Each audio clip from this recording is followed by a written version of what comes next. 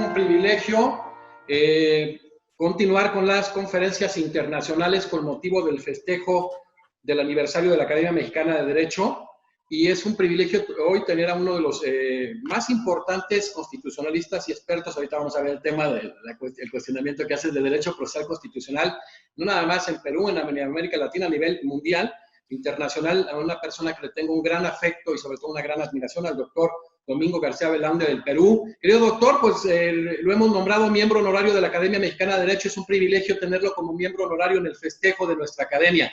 Me siento muy honrado, dadas mis viejas vinculaciones, no solamente con usted, sino con los demás colegas mexicanos, desde hace años. Muchos años.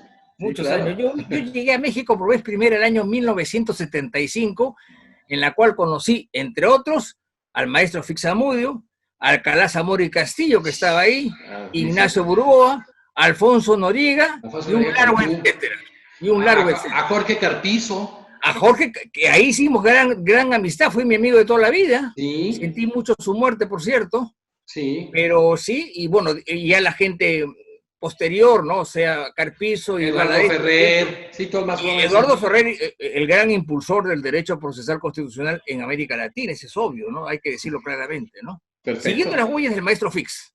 Sí, claro, don Héctor Fix. Perfecto, que decía Aniceto Alcalá Zamora, que era el que había acuñado muchas cosas, ¿verdad? Así es. Perfecto. Bueno, pues el doctor Domingo García Belaunde es presidente honorario de la Asociación Peruana de Derecho Constitucional.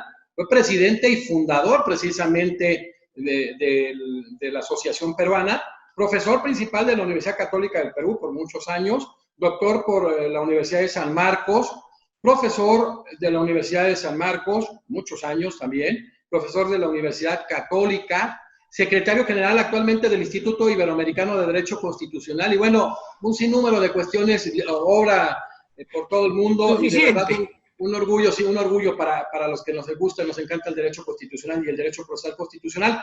Doctor Domingo García Belaunde, el tema es una interrogante muy interesante que usted pues la va a dilucidar con claridad porque ha trabajado mucho los temas, y al final quisiera platicar una polémica pequeña por ahí.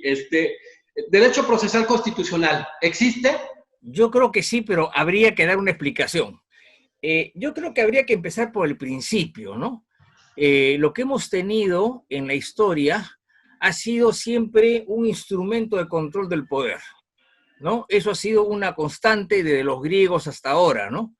Eso lo dice muy bien Mauro Capelletti, ¿no? Se retrotrae hasta los griegos, pasa por la Edad Media, el mundo moderno, y ya a partir de la Revolución Francesa y de la Revolución Norteamericana la cosa es mucho más patente.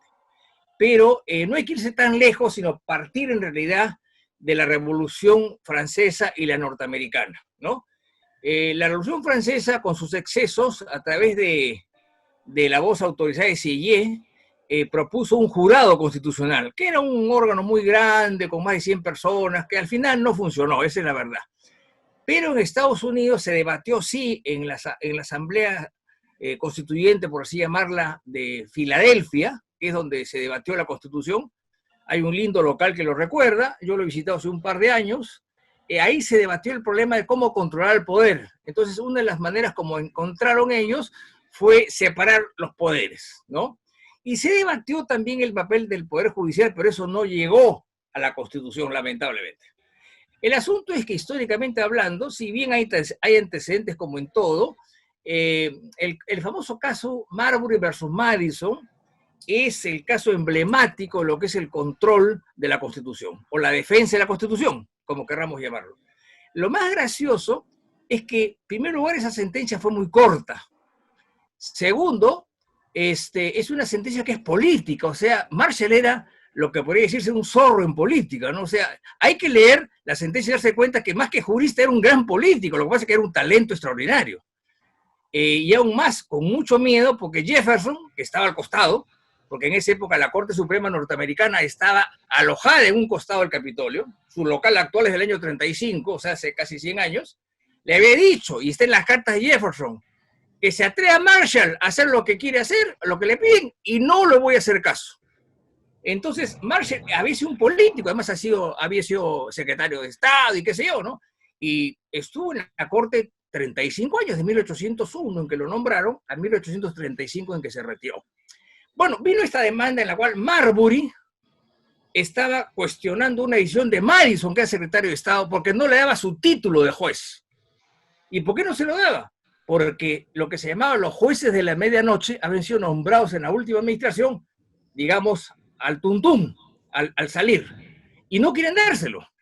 Entonces, postuló lo que en el derecho sajón se llama writ of mandamus, o sea, un mandato, una orden o un mandato para que alguien cumpla, ¿no? Que eso viene del derecho inglés medieval, hay varios writs, entre ellos uno de ellos es el habeas corpus, evidentemente, ¿no? Entonces, Marshall encontró una salida extraordinaria, dijo, miren, el problema es que el señor Marbury, que es un juez nombrado pero sin tomar posesión del cargo, este señor quiere que leemos el diploma o que ordenemos que le den el cargo. Pero el problema es que este señor ha interpuesto su petición directamente ante la Corte Suprema. Y se ha olvidado que esos pedidos, la Corte Suprema no tiene competencia originaria. O sea, no se debió dirigir a la Corte Suprema.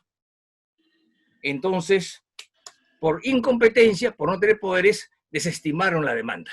¿Por qué? Porque dijeron que en este momento la ley de Judiciary Act de la época no podía contradecir a la Constitución. La Judiciary Act decía que se planteaban ciertas cosas ante la Corte Suprema y la Constitución no decía eso.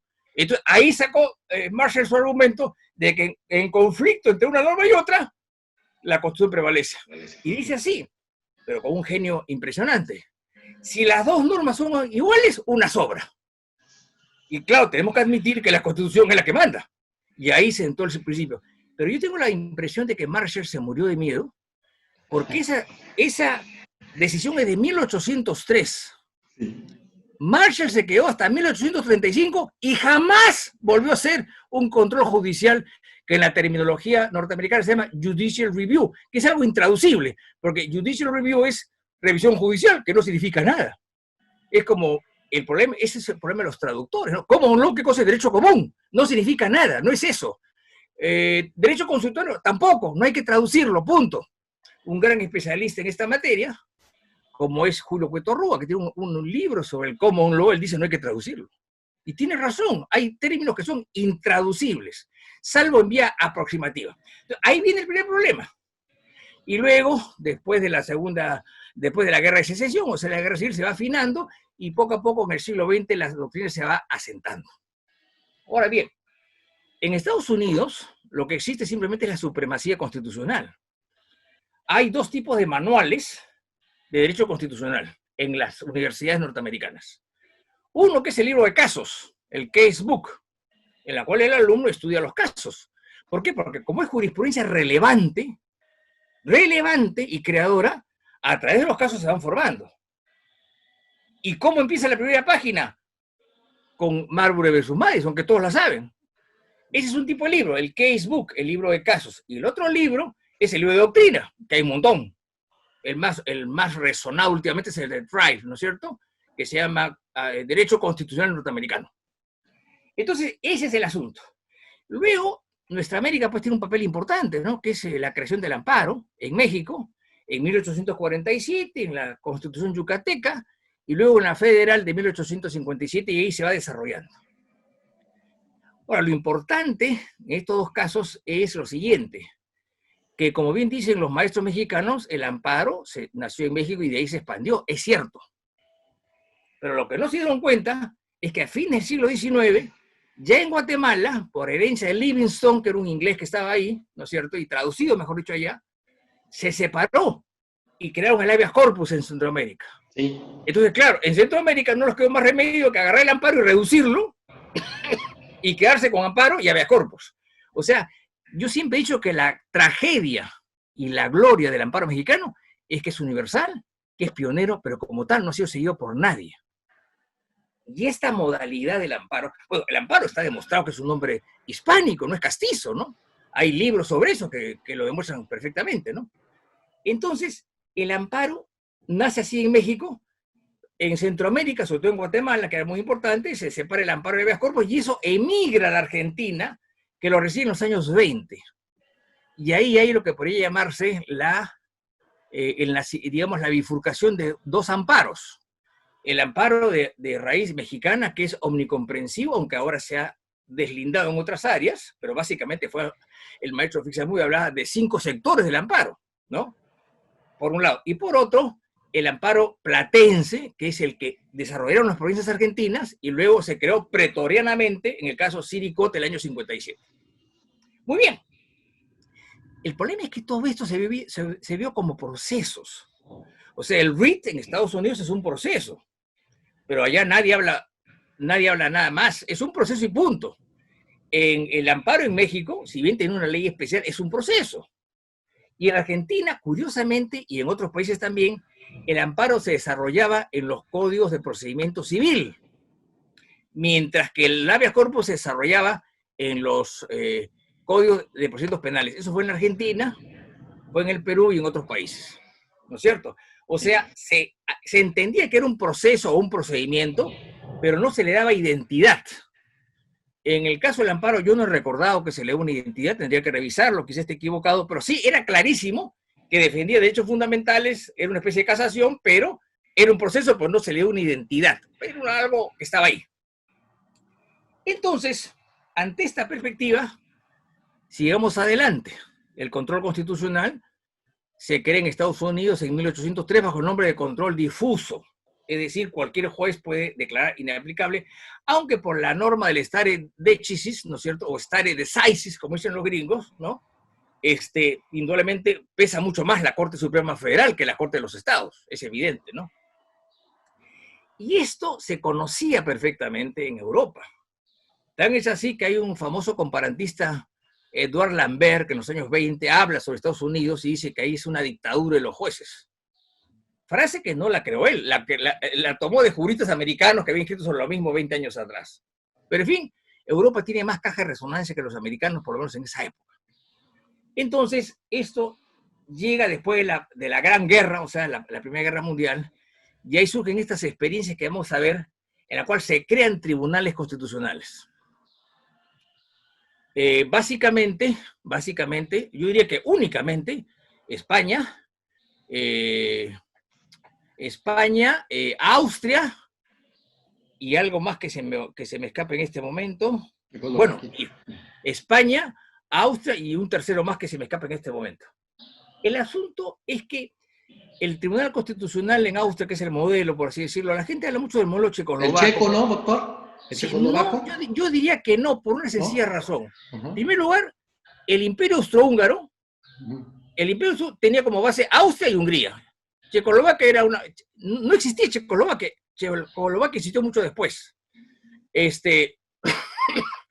Segundo, el Tribunal Constitucional Español, se crea en 1931. Sí. Así es. El Tribunal Constitucional austriaco, cuando Austria era... 100 años, ¿no, doctor? 100 años sí, de la creación. Correcto, sí. Claro. El tribunal, austriaco, se crea, le voy a contar, si bien es cierto que se formaliza en la Constitución del año 1920, vigente hasta ahora, lo cierto es que hay una ley aprobada por la Asamblea Constituyente del año 18 que crea el tribunal, ratificada en el año 19, fin del 18 y el 19. Claro, la gente dice que eso quedó en el papel y que nada más que así fue. Pero esto lo hizo Kelsen con sus colaboradores del Ministerio del Interior, de la Cancillería. O sea, en el mundo alemán, Austria y Alemania, el canciller, ¿quién es? Es el primer ministro. Se le llama canciller, pero no es el encargado de relaciones exteriores. Es otro problema de los traductores. Cuando ven canciller, traducen por canciller. No, es el primer ministro. Sí. Como en Alemania. Bueno, entonces, eso estaba formulado en un plan de Kelsen del año 18-19 y se aprueba un proyecto del año 18, pero formalmente la ley es del año 19. ¿Qué es lo que sucede?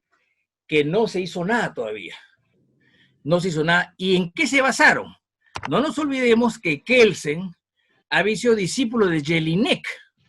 Estuvo en Heidelberg siendo discípulo de Jelinek en el año 1910-1911, o antes quizá, porque Jelinek muere el 11 o el 12, y Jelinek había escrito un libro el año 1885 que se llama Pidiendo un tribunal para Austria.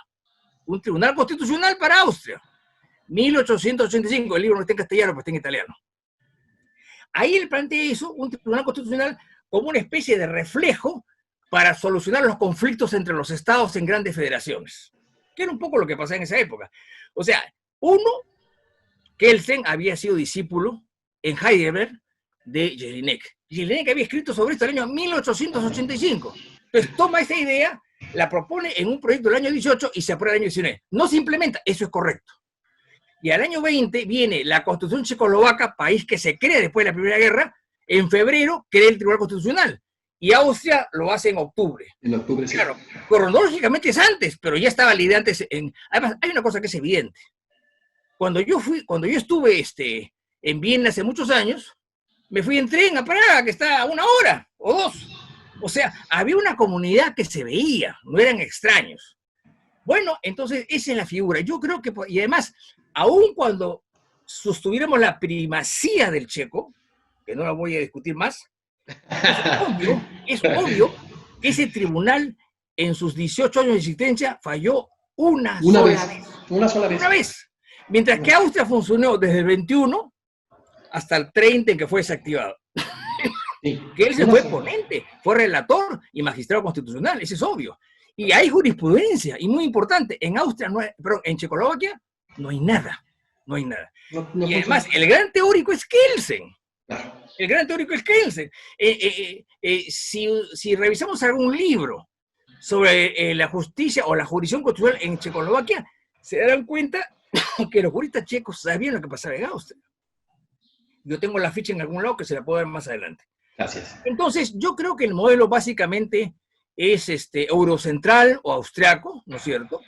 Y la primacía le corresponde, creo, al tribunal austriaco porque se instaló, porque funcionó y existe hasta ahora.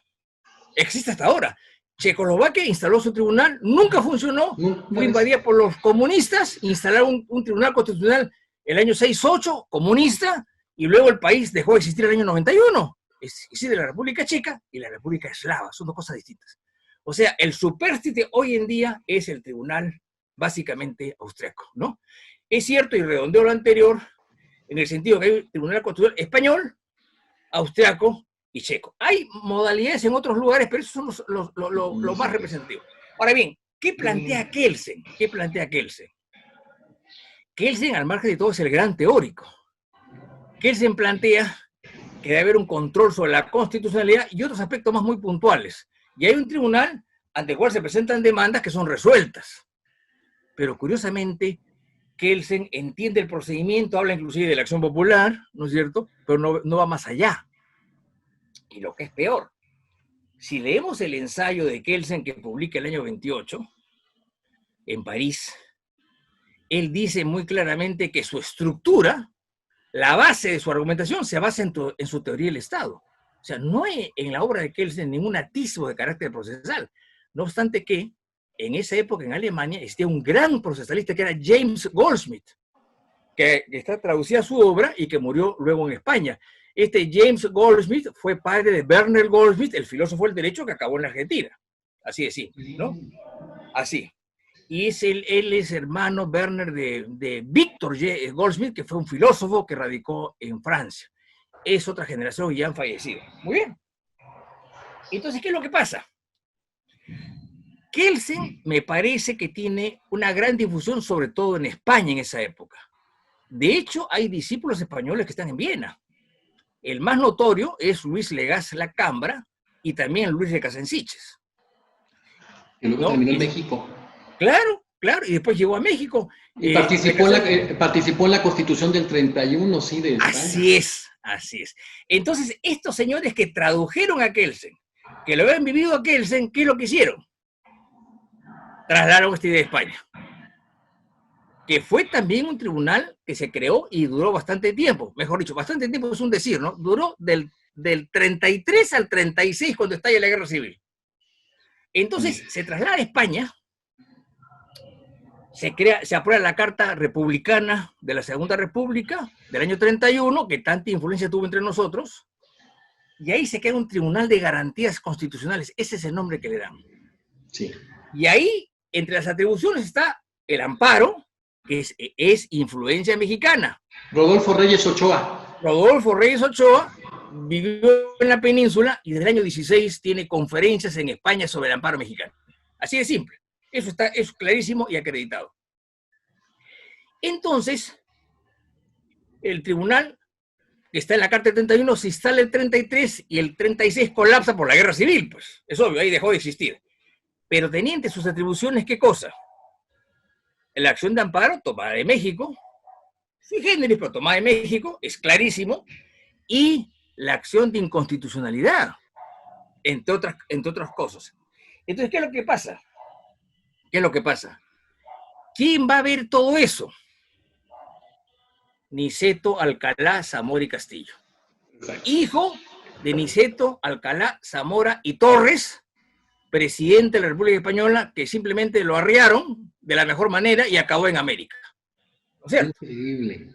Increíble. En Argentina, primero, ¿no? En Argentina, así es. En México. Aún más, a su llegada a la Argentina al poco tiempo, y además murió, no quiso regresar a España, murió y se enterró ahí, lo llevaron años más tarde, ha publicado un libro que se llama 441 días de viaje, en la cual narra su periplo, porque él salió de Francia, estuvo en La Habana, se fue a Nueva York, bajó y luego acabó en Buenos Aires. O sea, viajaron más de un año, claro. No nos olvidemos que el Pacífico estaba rodeado de torpedos y de barcos en guerra, evidentemente. Entonces, pero ahí está. Entonces, el año 33, cuando Niceto Alcalá Zamora era profesor de Derecho Procesal, porque nadie duda que era un gran procesalista y maestro de muchos maestros nuestros, el año 33... Porque usted es una referencia, doctor Domingo, en el 44, en la revista la revista de jurisprudencia argentina manejó un ensayos de derecho penal, procesal penal civil y constitucional, y usted al año manifestó usted muy atinadamente que en el 45 detalló más en la revista de derecho procesal que dirigía Hugo Alsina. Correcto, pero vamos a aclarar algo que yo me lo he aclarado después. Y yo me lo he aclarado después. Y aún más, esa parte en la cual sostengo eso, la revisé posteriormente y publiqué un artículo sobre eso. Y le voy a contar, el detalle está acá. Eso es primicia entonces para nosotros. Es antes, mire usted. Niceto Alcalá Zamora y Castillo utiliza el término derecho procesal constitucional en un folleto editado por la librería Porto, Santiago de Compostela, 1933, con 99 páginas. Y ahí, dentro de ese programa de derecho procesal, da un espacio al derecho procesal constitucional. Él es el que crea el nombre. O sea, 11 años antes de ese pronunciamiento en la revista de jurisprudencia argentina. Eso lo he descubierto hace poco, ¿eh? Yo también estoy descubriendo cosas. Ahora, voy a hablar un poco del trayecto, ¿no? Como ha recordado bien usted, Hugo Alsina fue uno de los grandes maestros argentinos de derecho procesal y tenía una revista de derecho procesal que habrá durado 8 o 9 años. Yo he visto la colección completa, me parece que dejó de aparecer o dejó de salir cuando Perón puso el año X como año del Libertador San Martín, y creo que en rechazo a eso dejaron de salir. El asunto es de que el año 33, 1933, inventa ese término y lo dedica en su programa ¿a qué? A desarrollar las competencias del Tribunal Constitucional. Porque él dice, indudablemente, aquí estamos ante un accionar de una persona X que dice un amparo sobre tal cosa o una imposición de tal norma. Y luego el tribunal va a decidir qué es eso. Indudablemente es un proceso o un procedimiento, no hay otra. No lo desarrolla. Cuando llega a la Argentina, el año 42, me parece, 41, sí, o antes, publica lo que usted bien señala, un libro inmenso que se llama Estudios de Derecho Procesal Civil, Penal y Constitucional, en la cual hay parte de sus artículos, no todos. Es una parte. Ese libro es inhallable. No se encuentra. Bueno, yo lo he conseguido en una librería de viejo pagando oro, pero es inhallable y es una lástima que no haya sido reeditado tal cual. Una edición facsimilar costaría muy poco, pero nadie lo ha tocado. Y ahí hay mucho derecho procesal y de derecho procesal constitucional. El año 44. Y el año 45, como bien me ha recordado usted, él escribe una reseña a un autor que habla sobre el amparo en la provincia de Corrientes, me parece, en la cual él dice que en realidad no se debería, dice Alcalá Zamora y Castillo, no se debería pues poner el amparo en el Código de Procedimiento Civil, eso no tiene sentido, porque lo que está en juego son derechos fundamentales. En consecuencia, tiene que haber una línea procesal que investigue lo constitucional. Así como una línea procesal para cosas civiles, una línea procesal para cosas penales, una línea procesal para cosas laborales, o una línea procesal para cosas administrativas, debe haber una línea procesal para cosas constitucionales. Entonces, él lo hizo en el 45. Lo interesante es este periplo, ¿no? España, toda Europa, mientras que España, Buenos Aires, en la cual pegó la idea, pero no tanto, y luego viaja a México. ¿Quién lo invita a México? Luis Recasens Siches. Sí, Luis Recasens Siches. Era profesor de Sociología Jurídica. Sí. Así es, así es.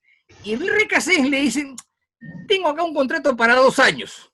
Y se quedó 30. Así es. Fueron renovando. Fueron renovando. Yo lo conocí el año 75 a él, y con un grupo de colegas fuimos a visitar a Recasens Siches. Estaba un poco enfermo, tenía una especie de pulmones, él era un gran fumador y tenía algo en los pulmones y efectivamente a los 2 años murió, o a los 3 años murió, ¿no? Recasens era un tipo extraordinario, mientras que Niceto Alcalá Zamora, con quien pasé una tarde en una mesa, me pareció un poco hosco. Yo creo que estaba un poco deprimido, España seguía cautiva, Franco muere, yo estoy en México en agosto del 75, Franco muere poco después, y la transición empieza el 76, ¿no? Entonces yo creo que estaba así un poco, y se va a España y se queja siempre de que, su padre no está, y luego lo traen, y luego él creyó volver a España en hombros, y nadie le dio importancia. Habían pasado muchos años, y la gente no se acordaba de él, salvo los maestros y los viejos, ¿no? Bueno, entonces, España, Argentina, y de ahí va a México. Y ahí nuevamente, en un libro del año 47, habla nuevamente en 2 páginas sobre el derecho procesal constitucional, y ahí queda. Este folleto del 33, este maravilloso folleto que nos cambia la idea a todos, vaya, del 33, es cuando ya él estaba todavía en España. Estaba de profesor en Santiago de Compostela. Sí, año 33. Yo tengo la ficha acá, se la voy a pasar. Mire, lo tengo, este artículo renovado en la revista de Derecho Público del año 2013. Esta revista está colgada en mi página web, la pueden ver cualquiera que lo desee. ¿Ya? Pero ese es un dato en la cual me ayudó grandemente mi buen amigo José Palomino, que es una especie de busquilla, como decimos nosotros, que busca detalles del pepillo. ¿no? Entonces eso nos abrió las puertas, o sea, 33, bueno. 33. Entonces llega a México, y en México cae más o menos bien, pero curiosamente, Niceto Alcalá tiene 2 concepciones. Una, no es muy simpatizante del amparo mexicano. Claro. Él dice en un ensayo que le he leído que el amparo es un cajón desastre, dice él, textualmente. Y luego se dedica a procesar el civil y otros temas procesales, pero el amparo no lo toca mayormente, es una cosa curiosa. Y no vuelve a tocar más el tema de derecho procesal constitucional, no vuelve a tocar más. Nunca. Nunca. Yo no bueno, perdón, sí, en algunos ensayos lo toca, pero de relancín. Leve, marginal prácticamente. No era el centro de su atención. Más el procesal civil de él. Exacto, no era el centro de su atención. Solo se ha escrito mucho. Inclusive tiene sus 2 libros de ensayos procesales que no tiene nada, tiene cosas interesantísimas. Por ejemplo, algo habla sobre la defensa de los derechos humanos a nivel internacional. Eso sí, es un cursillo que da el 75 en México antes de irse. Bueno, ahí está la figura. Ahora bien, ¿quién retoma esto? El maestro Fixamudio en su tesis de licenciatura de 1955, bajo la dirección de un maestro Larrañaga, me parece, y el propio Niceto Alcalá Zamora y Castillo. Ahí es el punto de partida en la cual él señala, en primer lugar, que hay 3 vertientes, la famosa trilogía jurisdicción, acción, jurisdicción y proceso, con una primera parte teórica y luego la parte de desarrollo, y él dice categóricamente que el amparo es un proceso constitucional, y esto se enrumba en una disciplina que llama Derecho Procesal Constitucional. Ese es el punto de partida del año 55. ¿Qué pasa con esa tesis? Bueno, esa tesis se perdió simplemente. Se perdió. Se perdió en el sentido que no se encuentra. Y él tuvo el tino de publicarla como parte integrante de un libro suyo que se llama Juicio de Amparo, sí, que le publica por Rúa el año 64. Y recientemente Eduardo Ferrer Magregor, que merece nuestras consideraciones porque él ha sido digamos, el motor de esta disciplina en los últimos años en América Latina, no solamente en México, sino en América Latina. La publica en la colección de Porrúa, que se llama Biblioteca de Derecho Procesal Constitucional, que está ahí tal cual, con unas notas aclaratorias, con lo cual hemos rescatado un libro que estaba perdido. Porque la licenciatura, según me dijo el maestro Fix Zamudio, de su tesis de licenciatura, creo que había editado 40 ejemplares en imprenta. No, son 40. Porque en esa época entiendo que no había el mimeógrafo, ni la copiadora, ni esas cosas. Entonces, cada uno sacaba su tesis en imprenta. Según él me dijo que eran 30 o 40 ejemplares. Claro, rarísimo. Luego lo publica en su libro Juicio de Amparo en el año 64, agotado. Y por último, ya Eduardo Ferrer lo publica en la Biblioteca Porrúa, ¿no es cierto? Con las notas de causa. Ese es el libro fundacional. Ahora bien, los fundadores siempre tienen problemas. Por ejemplo, Colón no descubrió un nuevo mundo, pues no se dio cuenta que era un nuevo mundo, creo que estaban en las Indias, ¿no? El maestro Fix no tuvo eso, pero sí tuvo mucha dispersión y se dedicó a otras cosas en realidad, pero siempre en el ámbito del proceso y luego se metió mucho en lo constitucional. Ahora bien, hay procesalistas que son importantes en esta tarea, que son, digamos, Calamandrei por un lado y Capelletti. Capelletti estuvo en México varias veces, ¿no? Hablaba muy bien castellano, yo lo conocí bastante, escribía cosas muy condensadas pero muy notables, pero él siempre usó el nombre jurisdicción constitucional o control de constitucionalidad. El nombre derecho procesal constitucional casi no lo hace. Así de simple. Entonces, esa es la parte histórica. Ahora bien, veamos quiénes usan... Oiga, doctor, no importa que nos vayamos más de la hora, yo le quería preguntar algo rápido. No, de ninguna manera. Obviamente está documentado, hay tres países que se ha documentado el amparo colonial. Una, claro. Andrés Lira González en México, Alan Barrow Carías de Venezuela y usted en Perú. Sí, pero debo decir en puridad que yo lo hice inspirado en el libro de Andrés Lira. Andrés Lira González. Claro, Andrés Lira es el que me abrió las puertas en el año 75 y yo empecé a buscar qué había pasado en el Perú, porque el Perú había sido un virreinato de 300 años y la legislación de Indias era común. Y encontré un libro de reforma agraria de una hacienda del Cusco, en la cual tenía la mitad de documentos de la época, y ahí descubrí los amparos coloniales, que son interesantes. Son interdictos en realidad, ¿no? Sí. Así es. Entonces ya estaba hecho y claro, hice solamente un artículo para decir lo que ya estaba escrito, no iba a hacer más. Y luego esta ruta la han desarrollado otros, como Samuel Abad en el Perú, Gerardo Eto, Cruz, lo han desarrollado. Yo no lo he desarrollado porque que lo hagan ellos, pues tienen que ser algo también. Usted ya sentó las bases, que le sigan. Sí, claro. Además, yo creo de que la gente que viene detrás debe seguir avanzando, ¿no? Todos sus alumnos. Ese es evidente, ¿no? Entonces, ¿qué es lo que sucede? Hoy en día, el nombre Derecho Procesal Constitucional, tengo acá una lista, en este artículo que le he mencionado, sí. En la cual parto de que el año 33 se usa en España, el año 44-45 en Argentina, responsabilidad de Niceto Alcalá Zamora y Castillo, en España también Niceto Alcalá, o sea, Niceto pone nombre en España, en Argentina, 1947, Niceto Alcalá Zamora y Castillo, en México. O sea, él es el que parte por la guerra civil, en realidad, este periplo del nombre. Y luego sigue. Año 48, Eduardo J. Couture, Uruguay. En Uruguay, muy tremendo. Claro, bueno, publicada en Argentina. Conocía a Niceto, es evidente, ¿no? Héctor Fix Zamudio, 55, como ya lo mencionamos, sí. Aunque él es el que lo desarrolla. ¿En su tesis? Mauro Capelletti, del año 57, lo pongo acá, ¿por qué? Porque en un libro que se llama Proceso de Ideología, que no está traducido, menciona al margen derecho procesal constitucional en Italia, al margen.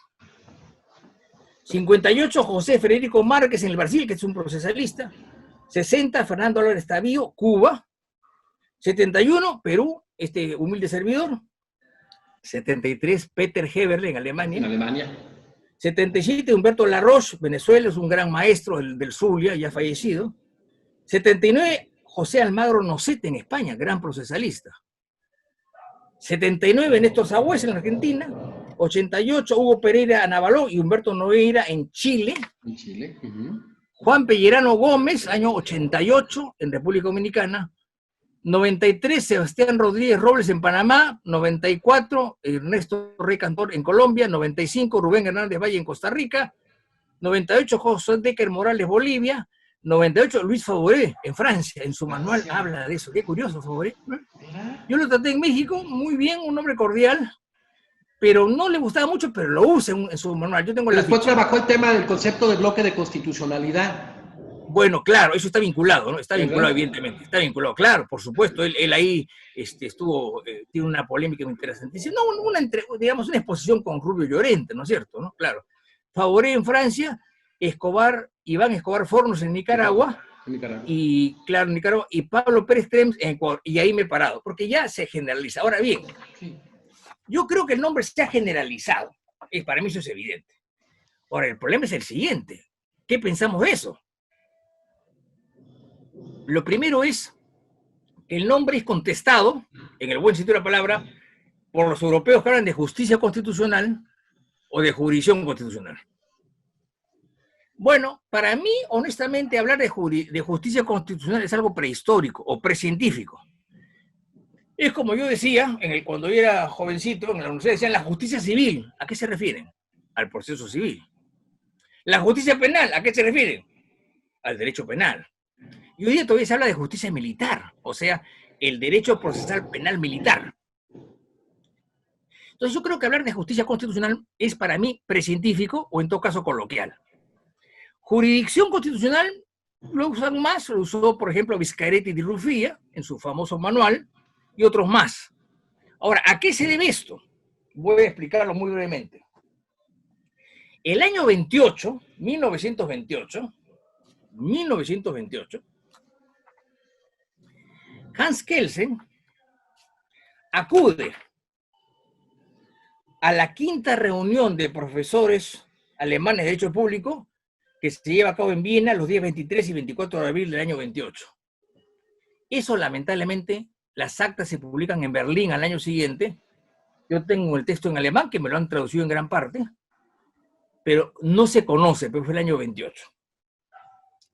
Uno de los temas de ese encuentro, alemanes, ¿por qué? No nos olvidemos que Austria era alemana y se sentía alemana, y aún más, originalmente se llamó la Austria alemana, pero al final fueron Austrias secas, ¿no?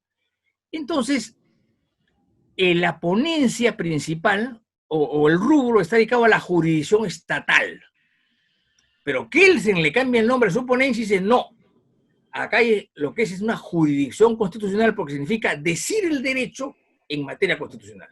Y esa es su ponencia en alemán. Ahora, Kelsen, que era muy listo y que era tenía un gran sentido del marketing,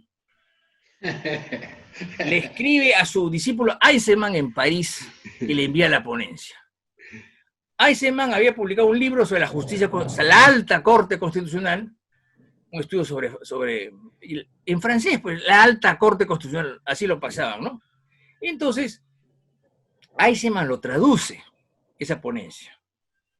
Y el problema es que, por la constatación que yo he hecho con el texto alemán a través de gente que conoce el idioma, porque yo no lo conozco unas cuantas palabras nada más, que él usa siempre jurisdicción constitucional en su ponencia en alemán.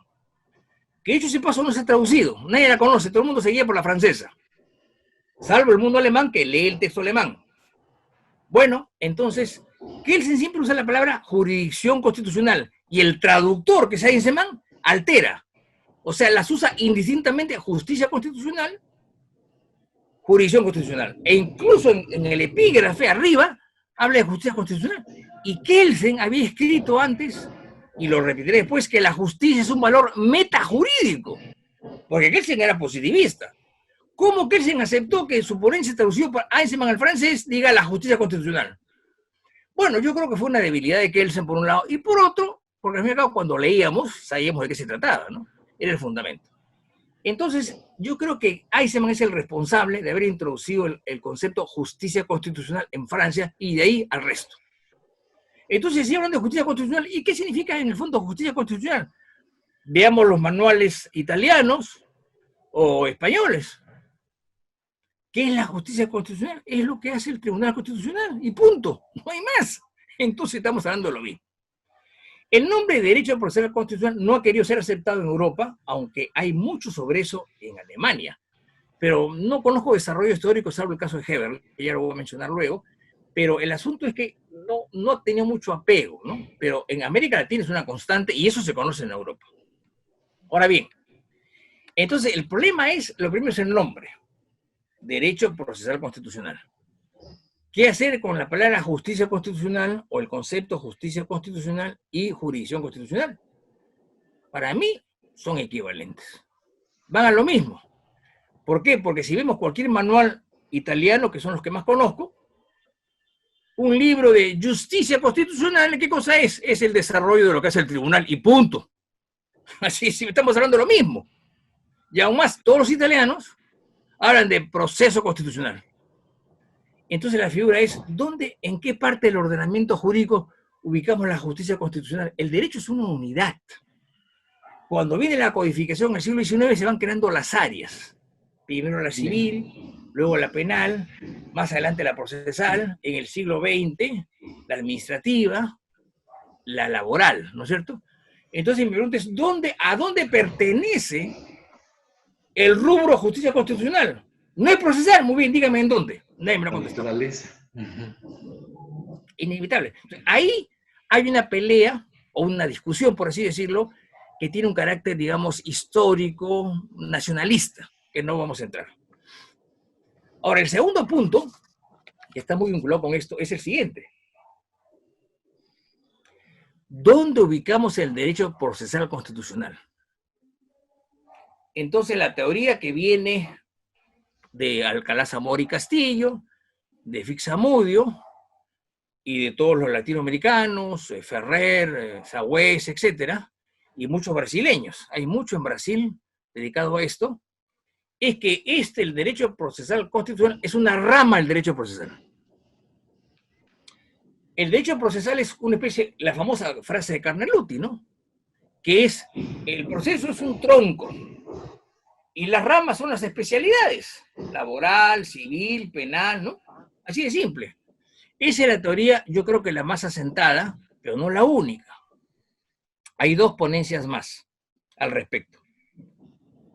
Una de ellas es la de Néstor Pedro Sagüez, que es uno de los pioneros en Argentina, ¿no es cierto?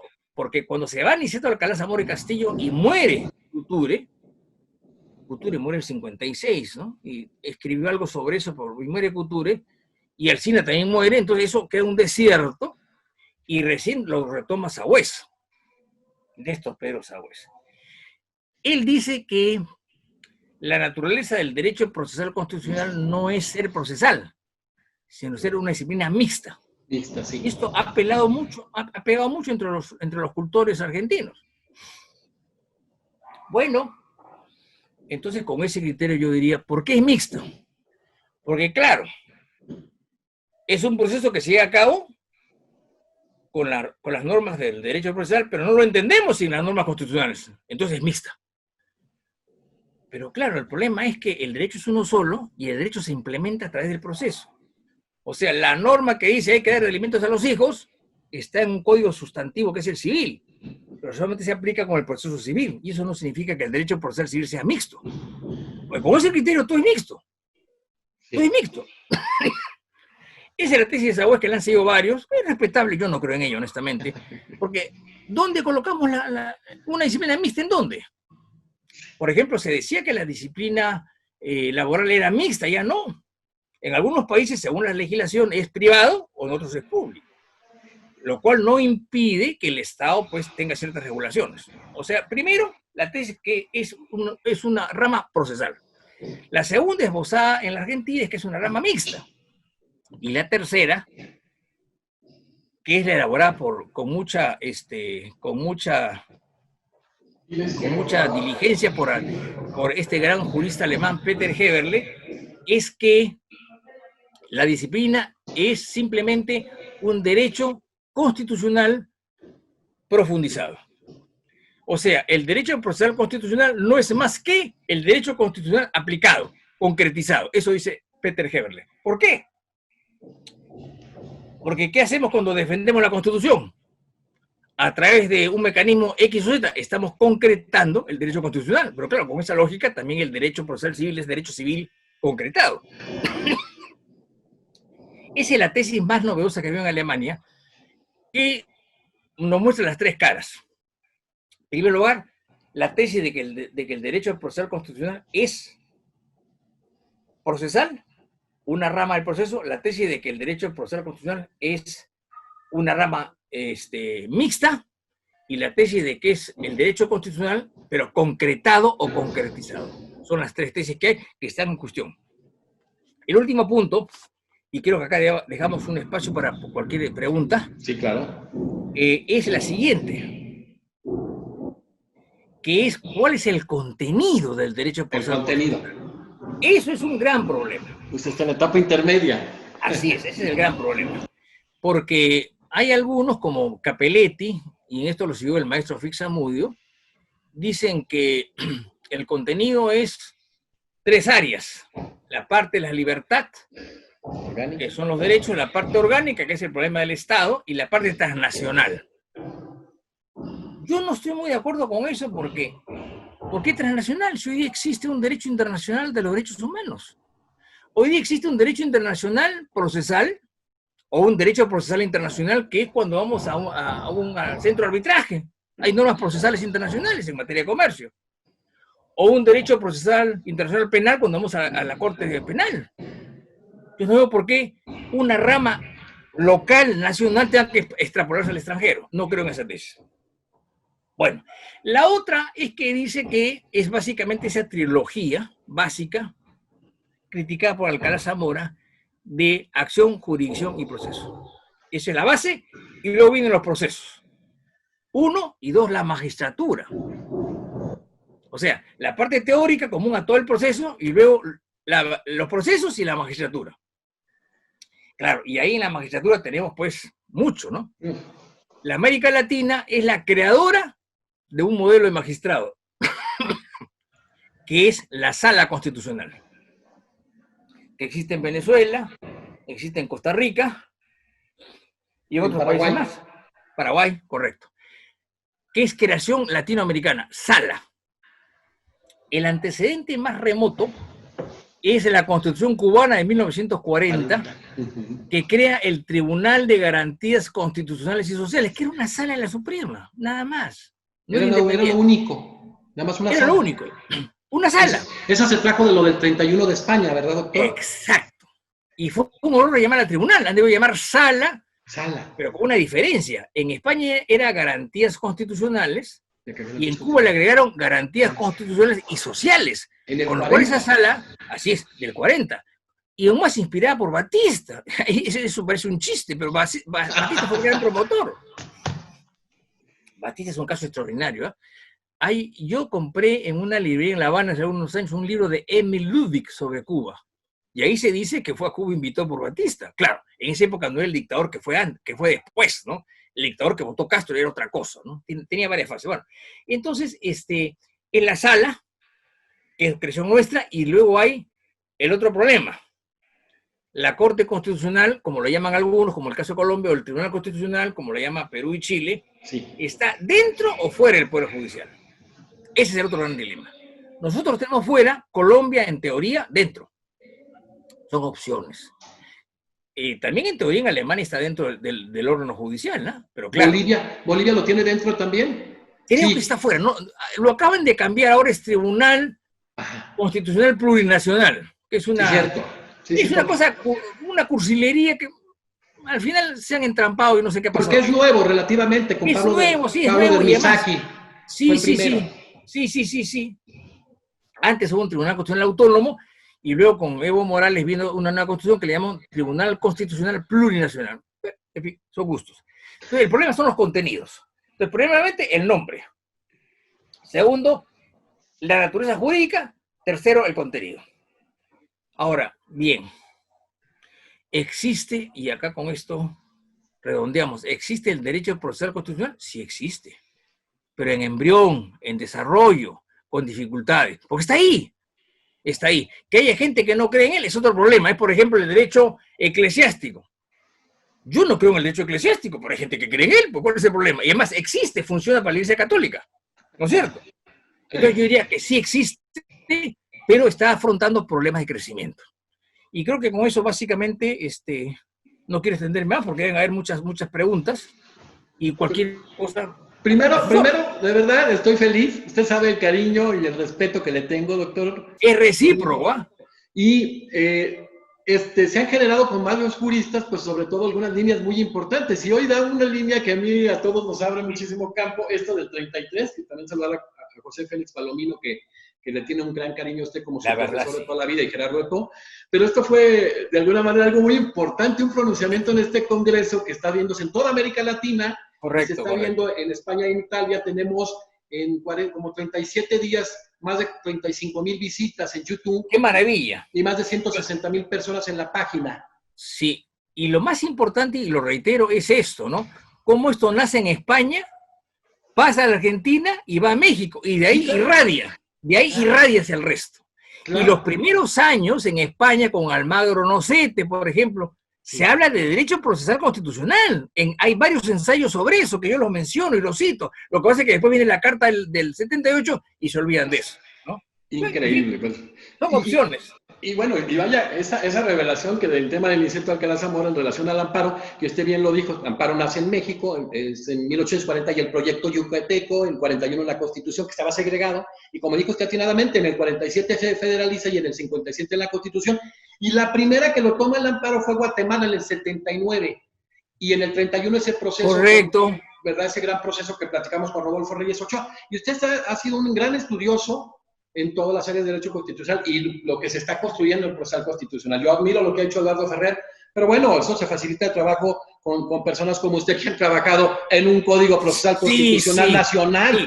Bueno, no he dicho nada sobre eso, pero en realidad nosotros tuvimos en mente hace muchos años el Código Procesal Constitucional de la provincia de Tucumán, que fue proyecto de Sergio Díaz Ricci, del 99. ¿Sí? Entonces, cuando nos reunimos nosotros, un grupo de profesores, a trabajar en un código, y el Congreso lo toma en el año 2000, luego que cae la dictadura de Fujimori, sale un código procesal constitucional para todo el país. A nivel nacional. Mientras que en Tucumán era muy localizado. Era provincial. Y nos están siguiendo. Hay ahora uno en Bolivia. En Bolivia. Hay uno, existe, con bibliografía, y hay otro en preparación en Brasil, aunque no sé cómo vaya eso, ¿no? Ah, también en Brasil, sí, porque Brasil. Porque yo también le voy a preguntar ahorita en los desafíos, que usted es parte importante, que es la codificación procesal constitucional, pero primero, qué bueno que usted tocó ese tema, porque sí, este proceso constitucional ha permeado todo el mundo, y lo dijo usted atinadamente, ha sido sui generis, por ejemplo, en el caso argentino, que surge en el 57 con el caso Ángel Siri, basándose en el Ángel Siri y luego, claro. Y luego, jurisprudencialmente. Y preguntarle ahí, doctor, antes de meternos a estos temas, en Argentina fue un caso que en el 57 se crea con base al 43 de la Constitución del 53, y al año siguiente, en el 58, surge el amparo contra particulares, en el caso Samuel Cot, y en el 93 surge el caso Catán. Claro. El caso Catán específicamente, en una matanza de ballenas, el amparo colectivo. Doctor, en estos desafíos enormes del derecho procesal constitucional, y usted ya que abordó el amparo, ¿por qué se fue más vertiginosamente en el caso, por ejemplo, argentino, y en el caso de República Dominicana, que en el 99 lo crearon, basándose en el artículo 25.1 de la Convención Americana sobre Derechos Humanos? ¿Por qué fue más vertiginoso? México, por ejemplo, tiene la primacía, hay cuestiones. Pero está fuera de duda. Pero ojo, hasta el 6 de junio de 2011 y después en marzo de 2013, pues se redondea y se introduce el amparo contra particulares, el amparo colectivo, etcétera. ¿Por qué fue más vertiginoso todo esto a través de la magistratura constitucional? ¿Por qué se modeló de una manera más rápida el amparo a través de la jurisprudencia de la Corte Suprema Argentina? Bueno, esa es una muy buena pregunta porque, claro, como todo el mundo sabe, fue una creación pretoriana, como le dicen eso, fue una creación de la jurisprudencia. Yo diría porque la Argentina tuvo siempre excelentes jueces, gente muy estudiosa, y porque en el fondo tenían de cerca el modelo norteamericano en la cual fueron creando cosas. O sea, el control constitucional en Argentina existe, digamos, solapadamente, pero el habeas corpus existía del siglo XIX. Entonces, existiendo por ley el habeas corpus, era muy fácil trasladarlo al amparo. Pero claro, vertiginoso es mérito de los juristas argentinos y los jueces argentinos, es obvio. Sí. Ahora, ¿por qué es tan lento en Centroamérica? Yo creo que por las dictaduras, ¿eh? Tengo esa impresión. por lo menos República Dominicana fue una dictadura de Trujillo, que muere, lo matan en el 61, y luego está Bosch, no, ¿cómo se llama el amigo el que sucedió? Este caballero que era, ya no me acuerdo su nombre, el que sucedió a Trujillo y que era un hombre cercano a él, pero que no era trujista. Bosch es otra cosa, Bosch fue otra cosa, no. Bueno, ya me acordaré, era un hombre que escribió sus memorias al lado de Trujillo, pero él mismo se llamaba algo así como incondicional, o ya me acordé su nombre, pero en fin, el asunto es que Centroamérica tiene muchas dictaduras, Centroamérica en general, y eso yo creo que se invierte por dictadura en Cuba, dictadura en República Dominicana, bueno, Puerto Rico era una colonia americana, eso no puede verse más, esas son las 3 islas grandes. Haití era un caos. Haití fue ejemplar, tan ejemplar que en 1804, cuando se independizan, derrotan a la fuerza de Napoleón. Pero ya el siglo XX es otra cosa, ¿no? Entonces yo creo que el ambiente de las dictaduras impidió, mientras que la Argentina fue ejemplar, México también, evidentemente, también fue ejemplar Brasil, ¿eh? Brasil tiene el habeas corpus desde el siglo XIX, es el primer país que incorpora el habeas corpus en 1830. Sí. Y hay una transición de la monarquía y la república sin disparar un tiro, que es muy importante, ¿no? Y el amparo en América Latina lo introduce en el 34, el mandamiento de seguridad. Así es. Así es. Es el equivalente, pues, al amparo, dejémoslo de cosas, ¿no? Es como cuando hubo el gran debate el año 91 en Colombia, se había probado que una figura que era el amparo, por ese prurito de originalidad que tienen los colombianos, no, acción de tutela. Es lo mismo, pues.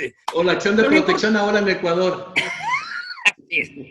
Pero lo importante es que esto se ha generalizado. O sea, hay que rescatar el mérito de los que les precedieron, México, Argentina, Brasil, pero lo importante es que se ha generalizado. Eso es lo que prima. Y hay una cierta comunidad sobre eso. Ahora, que se cumple o no, es otro problema. Doctor, la verdad es que el tiempo no me importa. Estoy muy contento de tener aquí.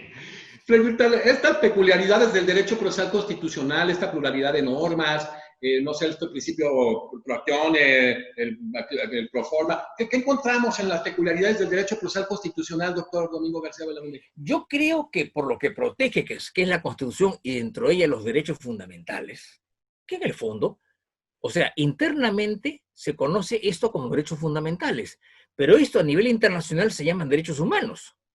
Entonces, en un siglo en la cual ha habido enormes violaciones de derechos humanos, en la cual hay una Declaración Universal del año 48, entonces es lógico que se defiendan los derechos humanos, que en los países se llaman derechos fundamentales o derechos constitucionales.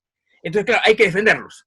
Y eso es lo que ha pegado mucho, más aún cuando, pese a todo, han habido muchas dictaduras en América Latina, muchísimas, ¿no? Eso puede ir cambiando, pero hay un pasado dictatorial fruto quizás de un desarrollo tardío, en fin, sería muy complicado explicarlo, ¿no? Pero eso es así. Y ya para cerrar, porque híjoles, no quisiera cerrar nunca. Ahora que ya habrá otra oportunidad. No, tenemos que seguir haciéndolo, doctor. Claro. Maravilloso este ejercicio. Yo creo que ahora en América Latina van a ver esta revelación, que entre otras muchas, lo del 33, que a mí, o sea, los que estamos escribiendo hay que tomar este dato. Claro. En estos desafíos del derecho procesal constitucional, que encontramos muchos muy importantes, en el caso concreto, pues, de la especialización de la magistratura constitucional, la independencia, el perfeccionamiento de los procesos constitucionales y las codificaciones procesales constitucionales. Aparte que usted es un amplísimo conocedor, son 2 preguntas. La primera, ¿cómo está el estándar en América Latina en relación a estos temas? Y ¿cómo hizo usted todo este proceso de creación en la codificación procesal constitucional, ese maravilloso código procesal constitucional, que como dice usted, se inicia en un proyecto del 95 de Sergio Díaz, pero a veces analizando la ley de jurisdicción constitucional del 89 de Costa Rica, donde participó Rubén Hernández Bayo, Daniel González, Néstor Sagüez. Y Néstor Sagüez, etcétera, sí. Pues encontramos mucho. O sea, en ese sentido, ¿cómo está ahora el déficit o cómo estamos en estos grandes desafíos del derecho procesal constitucional? Y usted que generó todo este tema de este código que es modélico en el mundo, que es para todo Perú. Ya estuvo Sergio con nosotros en una conferencia, Sergio Díaz, extraordinario. Usted encabezó este código, pero fusionó constitucionalistas y procesalistas. ¿Cómo fue ese proceso? Claro, buena pregunta, muy buena pregunta. Bueno, en primer lugar, yo diría que hacer un código es una opción. por ejemplo, México tiene una ley de amparo, ¿no es cierto? Que es muy larga, muy detallada, pero está ahí. Claro. O sea, se puede usar. Claro, y es bastante buena, sí. Así es. Costa Rica tiene la ley de jurisdicción constitucional, que está bien. Hay otros países que tienen leyes generales. La Argentina es un poco disperso, ley de amparo, ley de habeas corpus, ley de habeas data, etc. Ahora, nosotros en realidad nos enfrentamos con este problema en el caso del Perú. Con un procesalista muy distinguido que es Juan Monroy Gálvez, hablamos el año 94, en plena dictadura de Fujimori, sobre la necesidad de actualizar la legislación de habeas corpus y amparo que estaba vieja, que había que actualizarla. Entonces propusimos reunirnos y entonces conseguimos, él era procesalista civil, yo era constitucionalista, y buscamos un procesal penal, un procesal administrativo. Oh, ¡qué bien! Claro, y dos constitucionalistas. Entonces fuimos un promedio de 7 personas u 8 que trabajamos desde el año 95 hasta el 98, 99, y ahí quedó. Empezaron en el 95, ¿verdad? Sí, nos instalamos en el 95 porque hay actas, no hay actas, sino hay mucha correspondencia sobre eso. Y ahí sentamos una serie de principios, naturalmente leímos muchas cosas de fuera, asimilamos lo propio, hubo muchas idas y vueltas, hubo muchas consultas, los jueces a los cuales consultamos no entendían el problema constitucional, cáigase de espalda, no entendían el problema constitucional, hasta que acabamos el asunto y nuestra duda era, ¿qué hacemos? ¿Pensamos en una ley de jurisdicción constitucional? ¿Pensamos en una ley general de procesos constitucionales? Hubo varios nombres, una ley que regula los procesos de amparo, habeas corpus, etc. Hasta que al final, siguiendo el ejemplo de Tucumán y Sergio Díaz Ricci, muy amigo nuestro, uno de primera. Un gran jurista, sí. Así es, entonces uno de nuestros miembros, que era Jorge Danós, que era administrativista y muy bueno, dijo, ¿por qué no tomamos esto? Y entonces recién en el año 98, 99, más o menos, decidimos hacer un código procesal constitucional. Y ahí estaba. Se publica La democracia retorna tras la caída de Fujimori en el 2000, publicamos nuestro proyecto, se instala en el Congreso y el presidente de la Comisión de Constitución ve el proyecto y dice, caramba, qué interesante. Porque ya en ese momento en el Congreso habían 25 proyectos de ley para modificar la legislación dispersa de habeas corpus y amparo, y habeas data que había. Y entonces él dice, caramba, ¿por qué no rompemos la cabeza? Acá está todo listo. Se pusieron a estudiarlo, hicieron unas modificaciones muy pequeñas y lo promulgaron el 2004. El 2004. Y curiosamente hubo una cosa muy simpática porque, aunque todos éramos iguales, yo siempre dirigí las cosas, entonces me llama el presidente Toledo a mi celular un día domingo, que no contestaba, pero no sé por qué contesté. Así, lo llamó la historia. Me llamó y dije, ¿quién es este pesado? Que 5 llamadas. Era el edecán del presidente y hablé con él, o con el edecán. Me dijo, mire usted, esto ya está aprobado por el Congreso y queremos promulgarlo en la sede del Tribunal Constitucional el día de mañana a las 12. Caramba, dije, bueno, y quiero que usted hable. Entonces nos reunimos en la sede del Tribunal Constitucional, era presidente en esa época Javier Alborlandí, un presidente de lujo, un político destacadísimo, con un gran sentido garantista del derecho.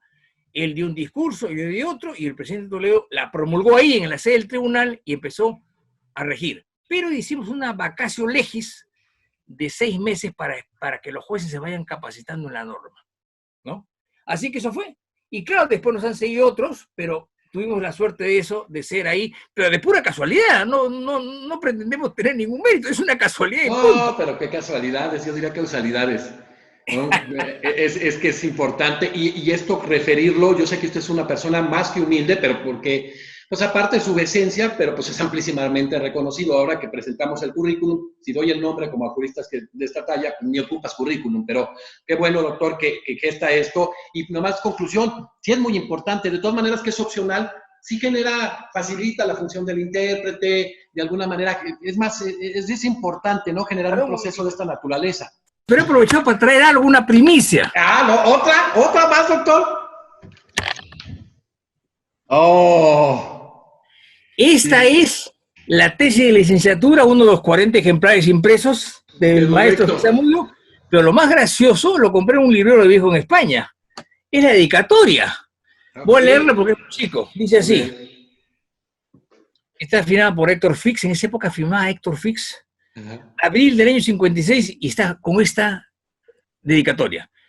Para el distinguido catedrático e investigador, señor licenciado don Javier Elola, con el mayor afecto.